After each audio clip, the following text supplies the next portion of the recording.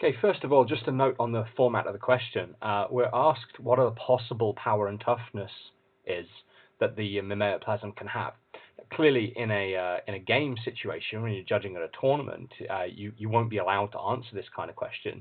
Player asks you, what can I do with this? You'll just say, that's strategy, can't divulge. However, there are questions on all certification exams, so level 1 judge certification exam, that they are multiple choice, and will say things like which of these are possible outcomes from this point. So it's not as ridiculous a question as you might think.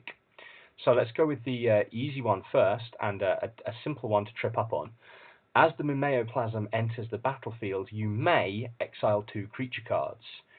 Note the may there. If you do, blah, blah, blah, there's no if you don't. It's a 0-0 naturally, so that is one option. You could have the mimeoplasm come into play as a 0-0 and die immediately. There might be a reason why you want to do that. I can't think of one right now. So the more normal choice is we're going to choose to either be a copy of the Golgari Grave Troll, putting extra counters on from Death Shadow, or the other way around. So let's see what happens here. As he comes into play, we'll go, oh, no, what we want to do is exile 2 creature cards and enter the battlefield as a copy. So what actually would happen, the Golgari Grave Troll and the Death's Shadow would get exiled. Let's say we want to come in as a copy of the Golgari Grave Troll. Well, that's a 0-0.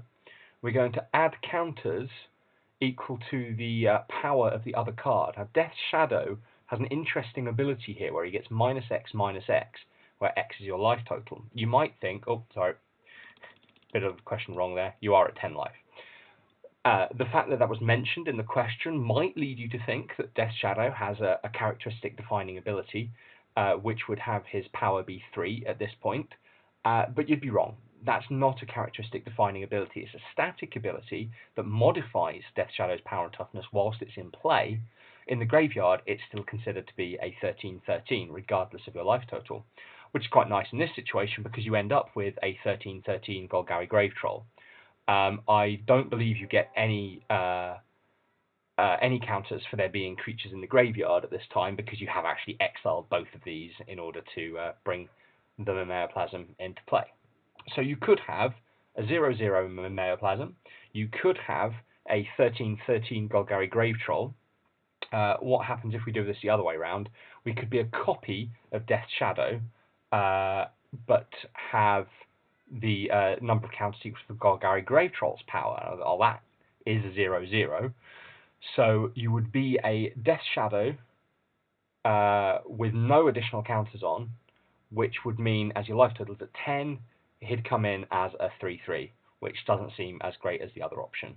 I'd go for the massive troll that can regenerate probably until the end of the game.